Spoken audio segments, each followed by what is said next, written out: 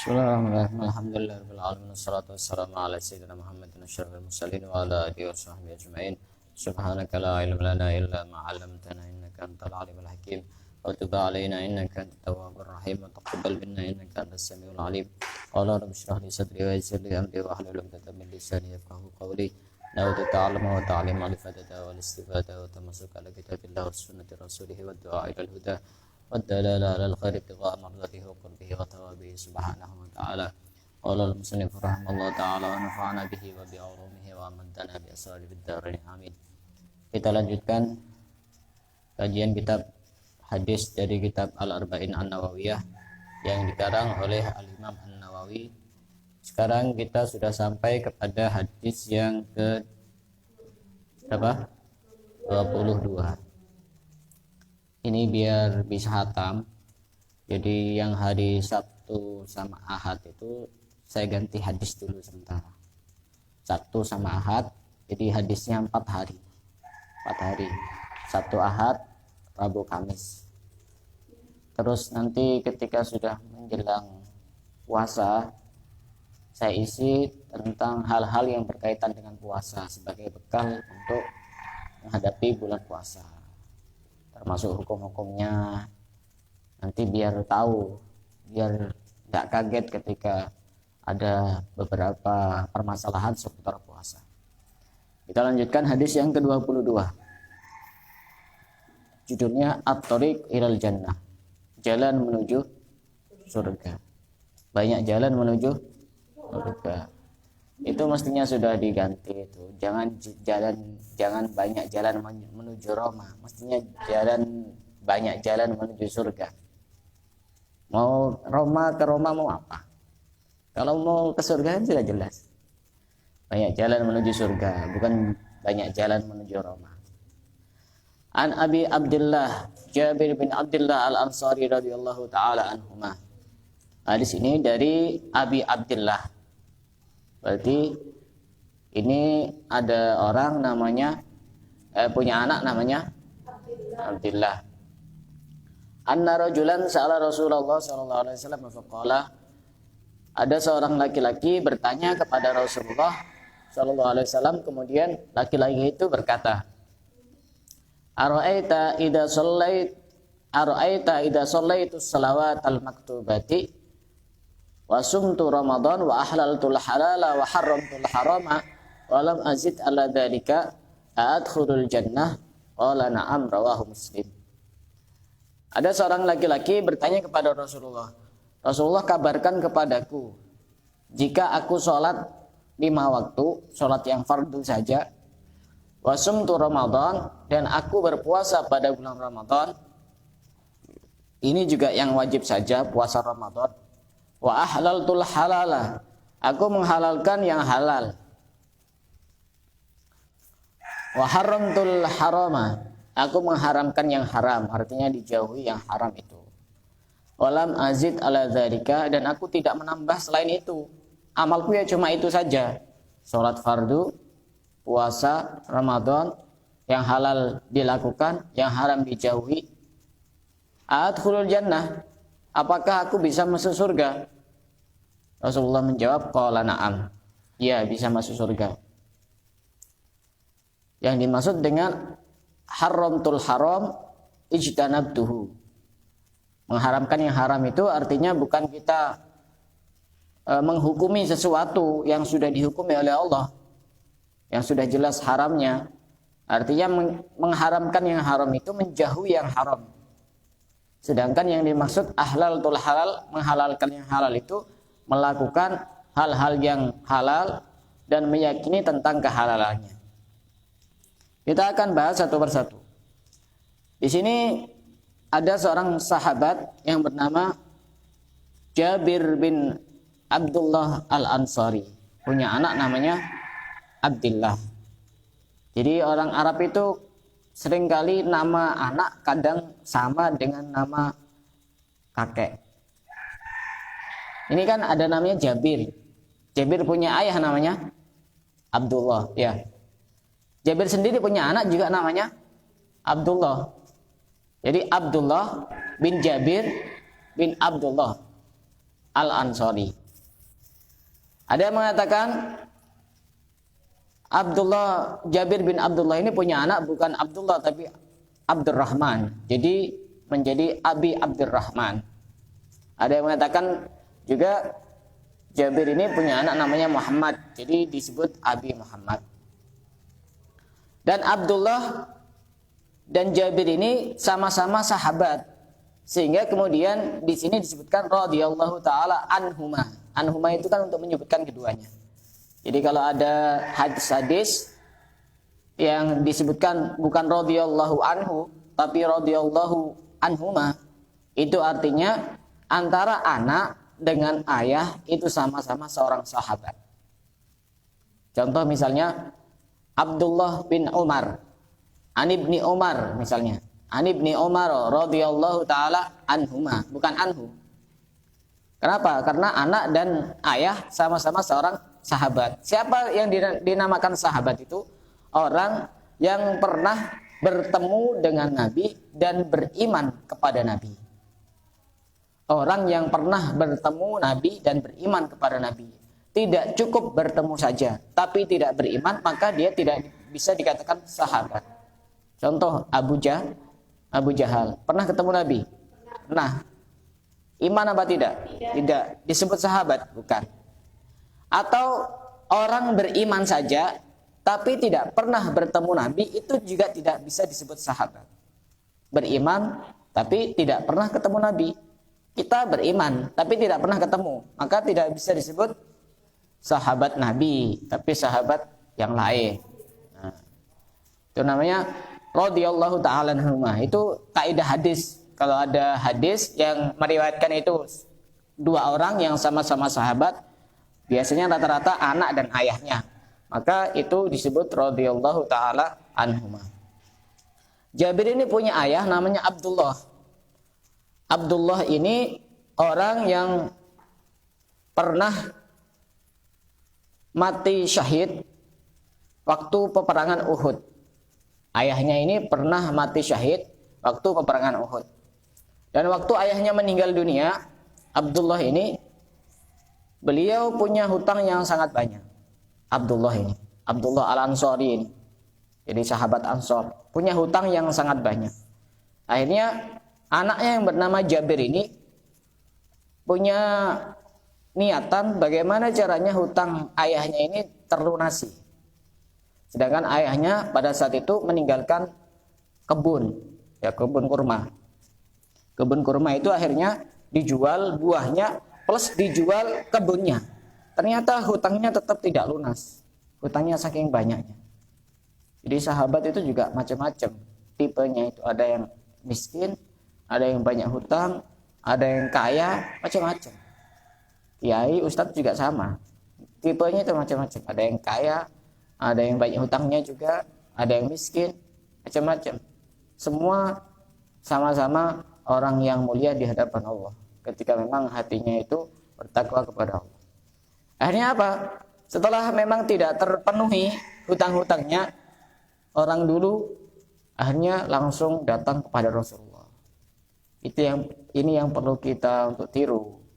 Kalau ada masalah apa-apa kemudian tidak terselesaikan, carilah orang soleh. Jangan cari dukun. Cari orang soleh, datang ke kiai, datang ke ustadz, datang ke habib. Cari orang soleh. Hanya minta solusi kepada Rasulullah. Hanya Rasulullah itu melakukan beberapa amalan gitu. Ininya kebunnya diputari sambil baca-baca apa itu. Akhirnya kemudian sampai akhirnya hutangnya terlunasi.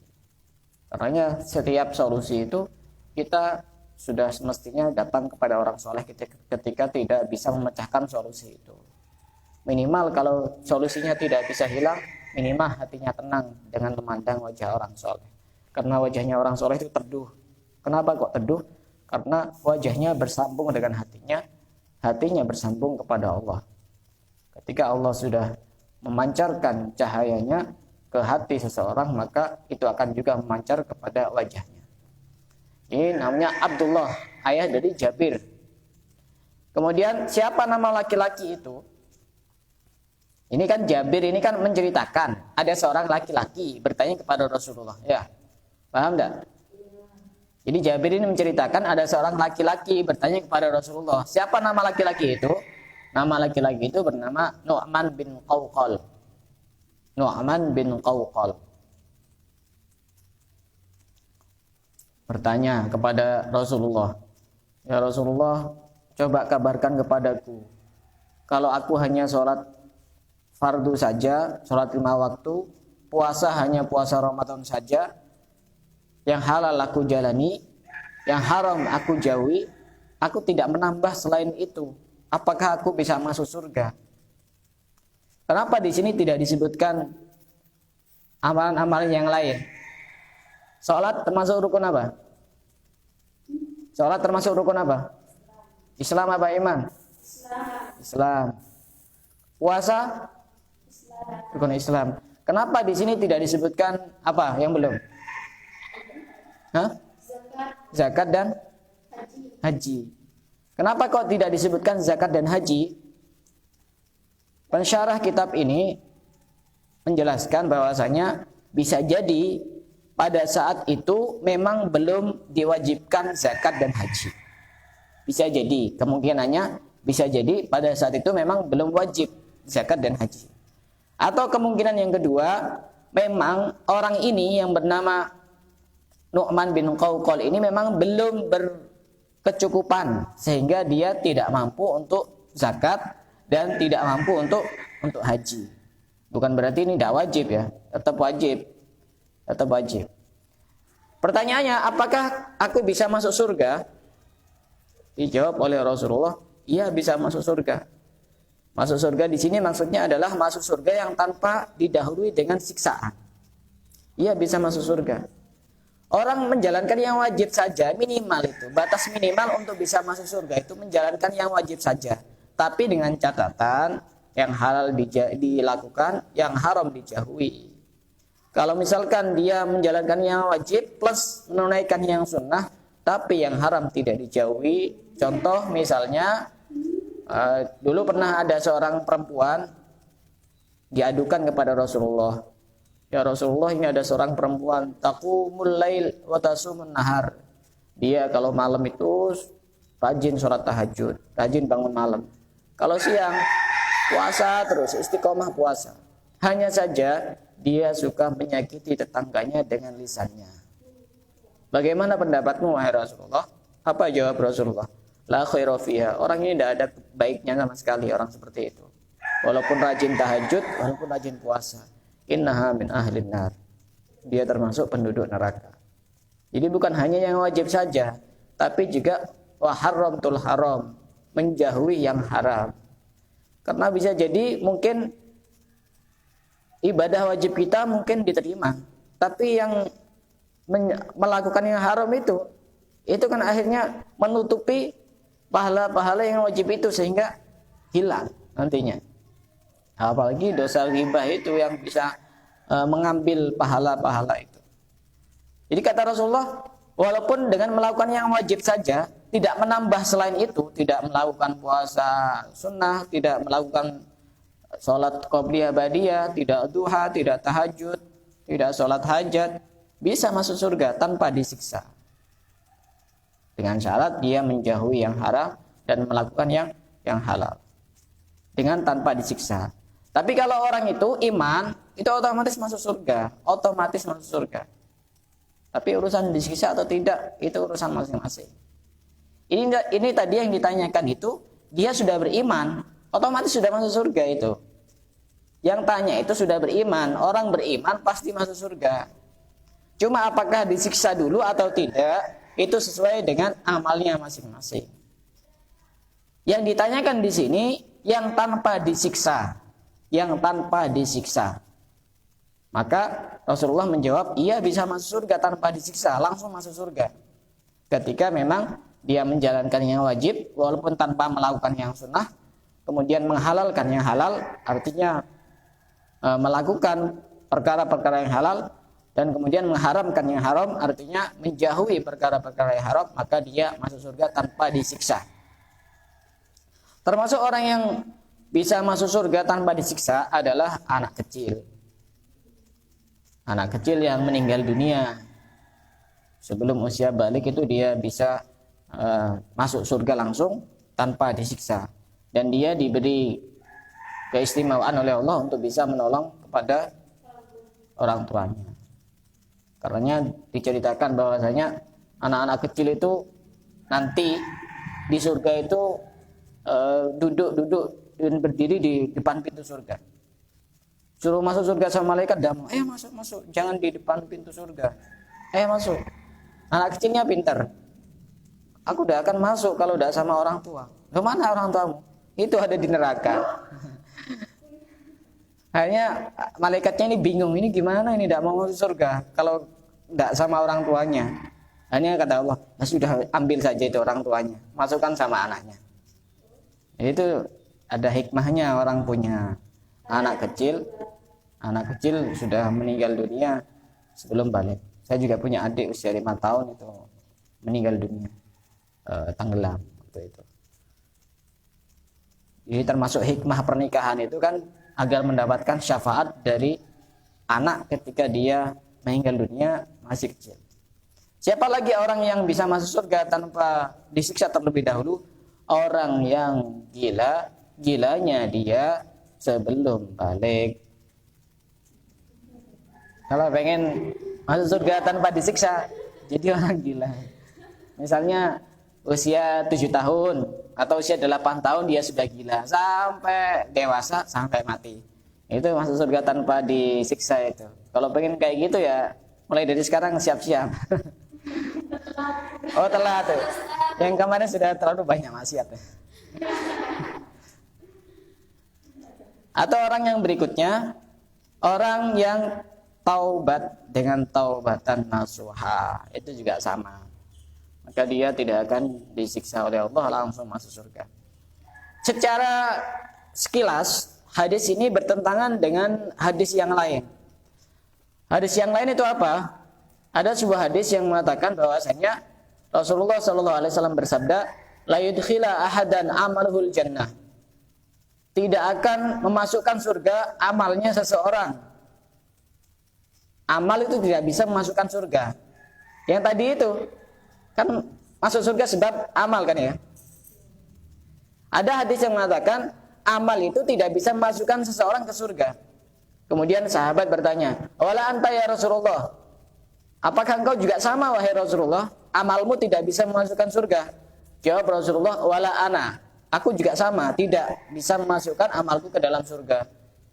Illa ayataghammadani Allahu bifadlihi wa rahmatih, kecuali Allah menyelimuti aku dengan fadl dan rahmatnya, kasih sayang dan anugerahnya. Seakan-akan secara sekilas kedua hadis ini bertentangan, tapi ternyata tidak. Yang dimaksud dengan amal tidak bisa memasukkan surga itu adalah amal yang tidak mendapatkan rahmat dari Allah. Ketika amal itu sudah mendapatkan rahmat dari Allah, maka itu bisa memasukkan ke dalam surga. Dan tadi itu yang ditanyakan oleh Nu'man bin Qawqal itu, yang bisa memasukkan ke dalam surga berarti amal yang diterima oleh Allah. Amal yang diterima itu bagian dari rahmatnya Allah Subhanahu wa ta'ala. Jadi amal kita itu jangan diandalkan. Kita jangan sombong, jangan bangga diri, tinggi hati. Oh saya ini termasuk penduduk surga. Amal kita ini pas-pasan. Apalagi amalnya kadang-kadang tidak ikhlas.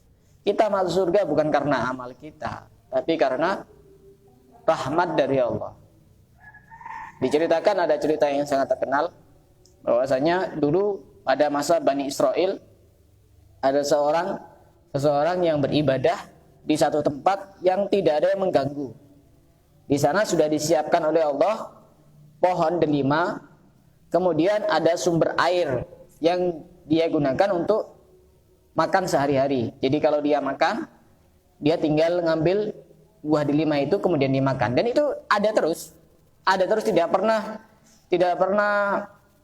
tidak tumbuh, ada terus kemudian dia minumnya pakai air sumber itu, dan ini berlangsung sampai 500 tahun.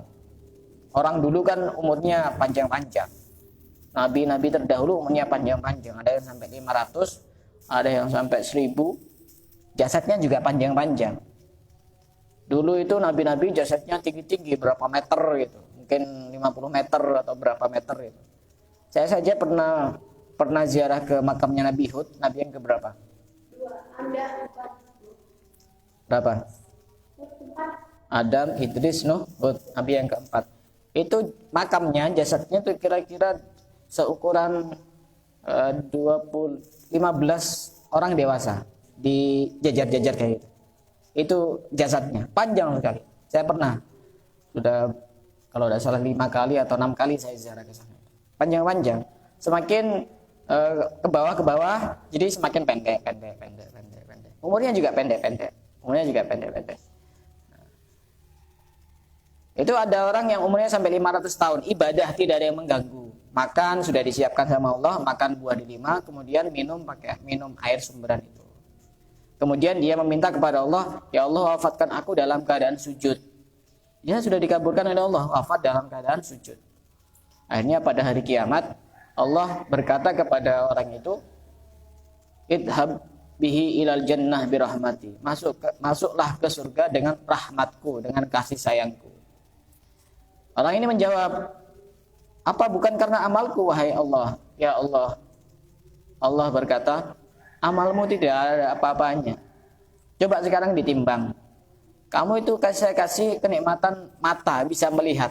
Timbang dengan amalmu yang kamu lakukan selama 500 tahun itu. Ditimbang. Di sini kenikmatan mata, di sini amal yang 500 tahun. Ternyata amal yang 500 tahun itu naik ke atas dan ini naik ke bawah. Jadi lebih banyak nikmat mata dibanding amal kita. Artinya kita ini tidak perlu untuk membanggakan dan menyombongkan diri dengan amal kita. Kadang-kadang hanya rajin sholat tahajud saja merasa orang paling solihah sedunia. Tidak bisa memasukkan amal dan tidak bisa memasukkan ke dalam surga. Amal yang bisa memasukkan ke dalam surga itu amal yang diterima. Amal yang diterima itu berarti tandanya dia mendapatkan rahmat dari Allah. Kita kadang juga masih mengingat-ingat amal kita. Kok gitu dibangga-banggakan, kita merasa bahwa kita pantas untuk masuk surga. Apalagi mengkapling-kapling. Bagian orang itu langsung mengkapling-kapling. Oh kamu neraka, kamu surga. Surganya siapa? Surganya mbahnya, surganya Allah itu. Surga itu beda dengan di dunia. Apakah sekarang surga sudah ada? Ada. Sekarang surga sudah ada. Surga itu diciptakan dari batanya itu ada yang dari emas, ada yang dari perak. Kemudian lantainya itu dari intan mutiara. Kemudian debunya itu baunya sangat wangi seperti minyak za'faron. Di surga tidak ada siang, tidak ada malam. Adanya apa? Ada dhau'un wa nurun abada. Cahaya yang sangat bersinar. Kayak di mal-mal itu, kan tidak ada siang, tidak ada malam. Iya, kan tidak kerasa. Terus bagaimana caranya mengerti penduduk surga itu ini siang apa malam? Caranya gampang. Tinggal menyingkapkan korden semacam penutup itu. Kalau disingkapkan, nanti ini berarti kelihatan siang. Kalau ditutup, ini kelihatan malam. Itu di sana. Caranya ngerti malam atau tidak itu ada semacam penutup, semacam korden gitu. Bagaimana mereka caranya tahu bahwa ini sudah berganti bulan? Bagaimana caranya? Caranya mengerti bahwa ini sudah ganti bulan. Tidak tahu pakai bulan apa besok itu. Apa bulan Januari, Februari, apa gimana?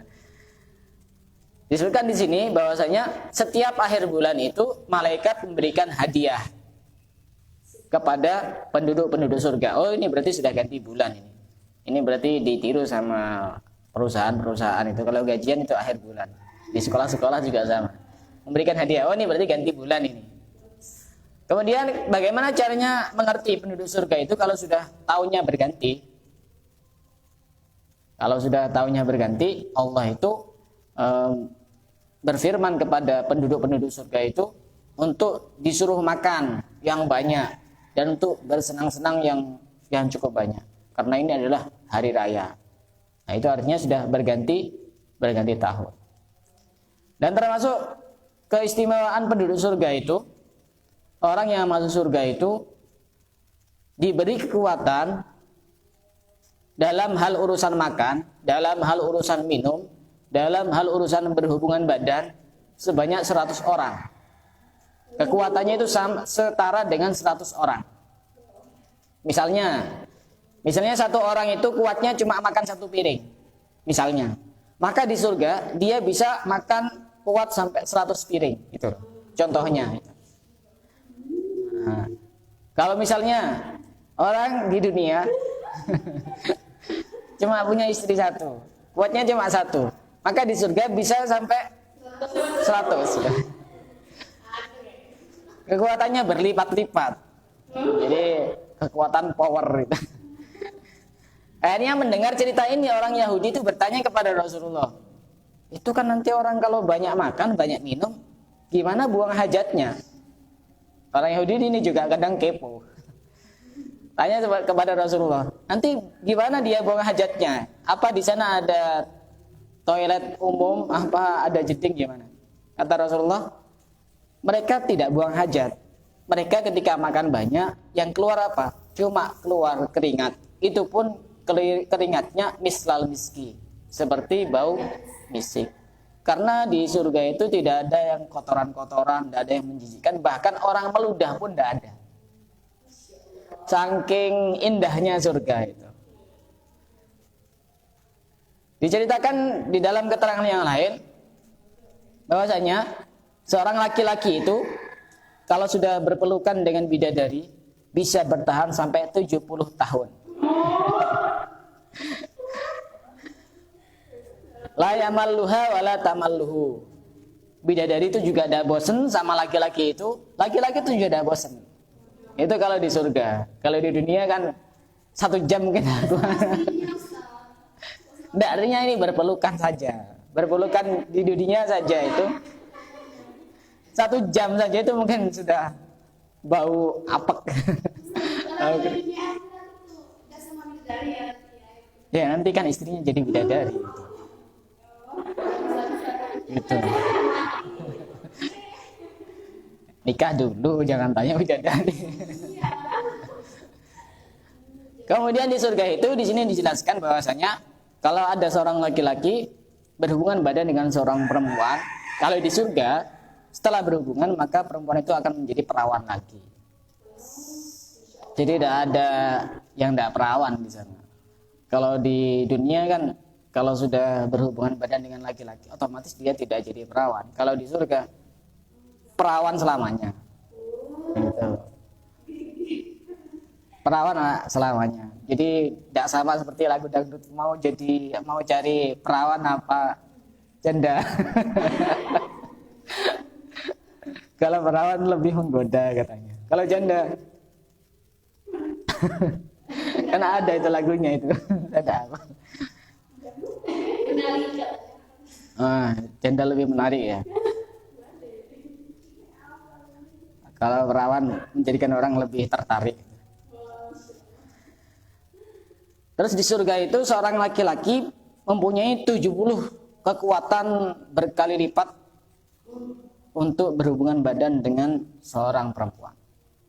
Sab'ina rajulan, kekuatannya itu sama seperti 70 orang.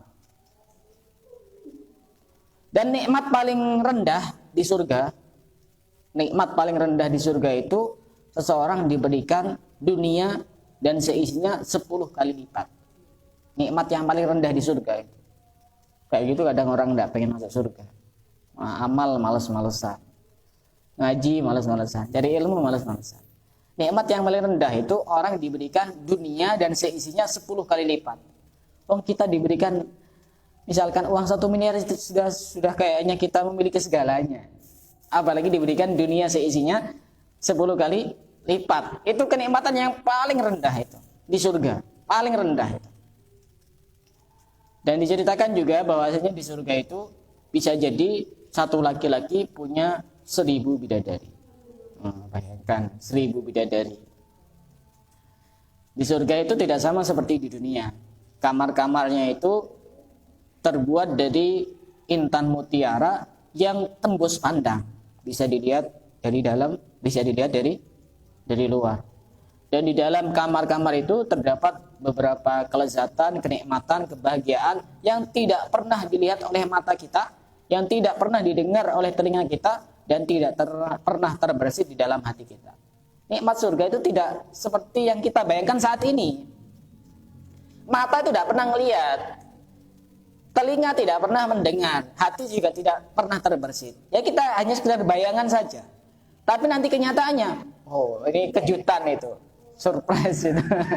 Lebih dari itu semuanya.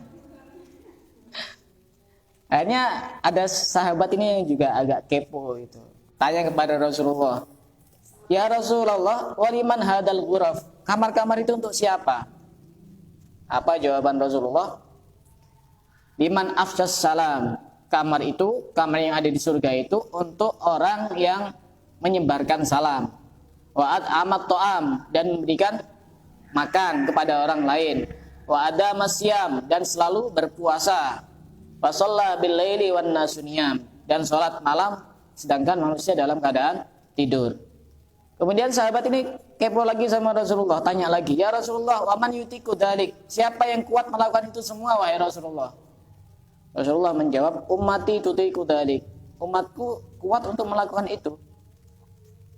Yang dimaksud dengan menyebarkan salam itu bagaimana? Man laqiya akhahu fasallama alaihi aw radda alaihi salam faqad afsas salam. Kalau kita ketemu dengan seseorang, kemudian kita mengucapkan salam dan dia menjawab salam kita, maka kita sudah dikategorikan orang yang menyebarkan salam. Kita ucap salam, kemudian dijawab salam kita, maka kita sudah mengucapkan salam. Berarti kita sudah berhak untuk menempati kamar-kamar yang disebutkan oleh Rasulullah tadi itu, yang tembus pandang itu. Yang kedua, yang dimaksud memberikan makan itu yang bagaimana? Wa man at'ama iyalahu wa ahlahu minat ta'ami hatta ashba'ahum faqad at'amat ta'am.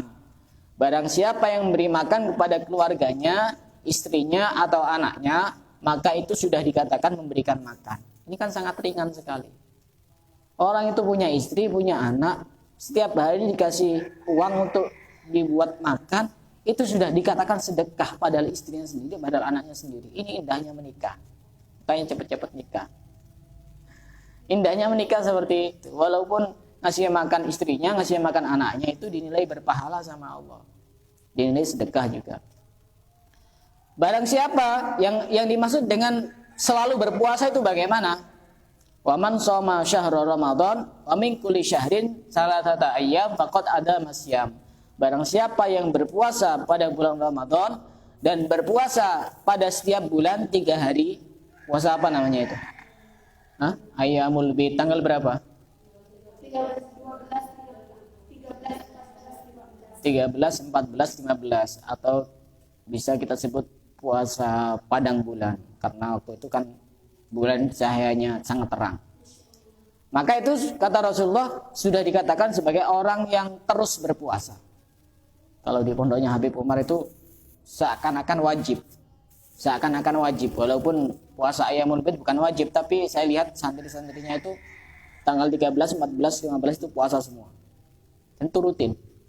Dan juga dicontohkan sama beliau Habib Umar. Setiap tanggal 13, 14, 15 itu puasa semua. Santri-santrinya Habib Umar. Kemudian yang dimaksud dengan bangun malam itu bagaimana? Minimal kita dikatakan bangun malam dan menghidupkan malam, dikatakan sholat qiyamul lail, sholat tahajud, minimal sholat isya berjamaah dan sholat subuh berjamaah, faqad shalla bil lail, maka sungguh dia sudah dikatakan sholat malam. Artinya menghidupkan malam itu. Makanya kalau orang yang tidak bisa sholat tahajud, minimal sholat isya dan sholat subuh berjamaah, itu sama pahalanya seperti dia menghidupkan dari awal malam sampai akhir malam.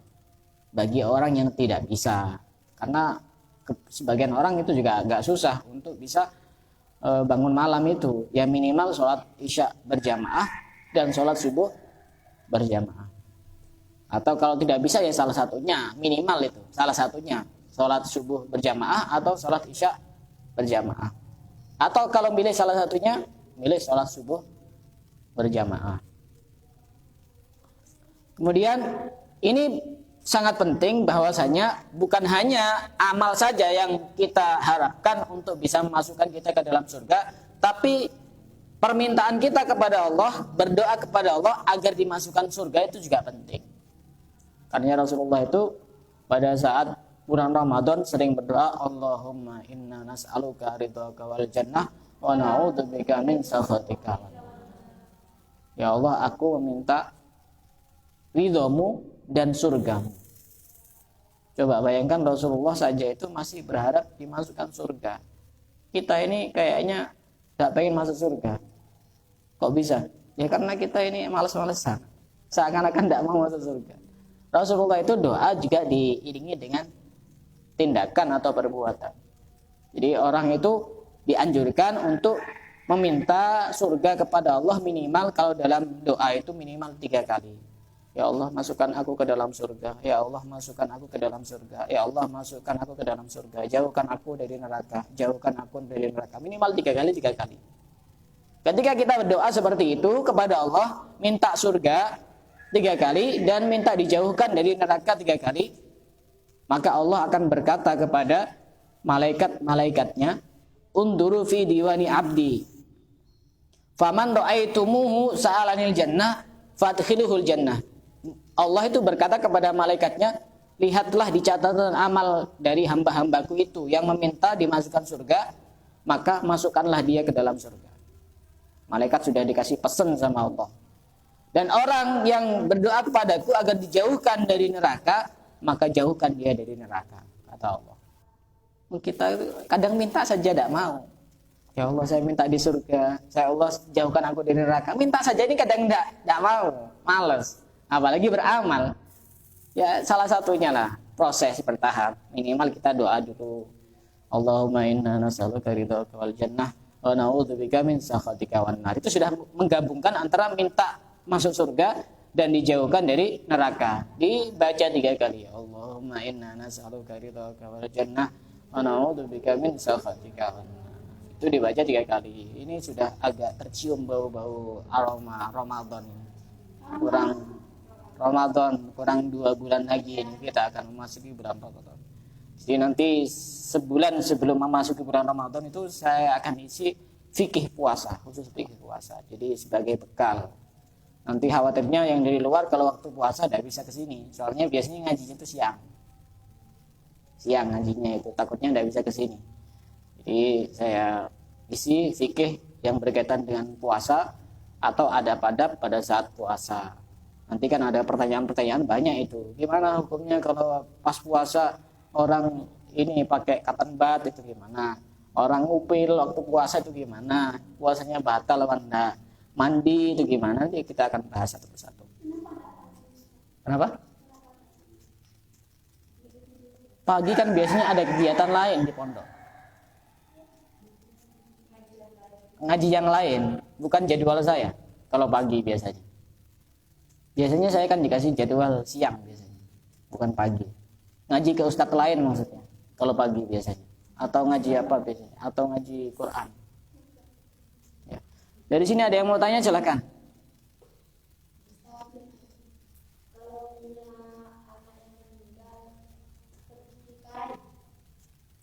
Boleh saja, tidak wajib. Ya tidak apa-apa. Sebagian pendapat ada yang mengatakan bisa nolong, sebagian ada yang mengatakan tidak bisa nolong. Ya kalau misalkan mampu, ya ini diakikai kalau misalkan mampu. Nggak apa-apa. Kalau tidak mampu, ya tidak harus dipaksakan. Kalau mampu ya kenapa enggak? Ya langsung aja diakikai. Karena memang ada pendapat yang mengatakan anak yang belum diakikai kemudian dia meninggal, maka dia tidak bisa menolong kepada kedua orang tuanya. Ada pendapat seperti itu, walaupun pendapat ini juga disanggah oleh pendapat yang lain, ya tidak, otomatis itu mutlak bisa nolong kepada kedua orang tuanya. Jadi pada ragu-ragu, ya diakikai saja. Kalaupun misalnya tidak sah, minimal sedekah kepada orang lain, dan gitu, dapat pahala. Silakan yang lain yang mau tanya.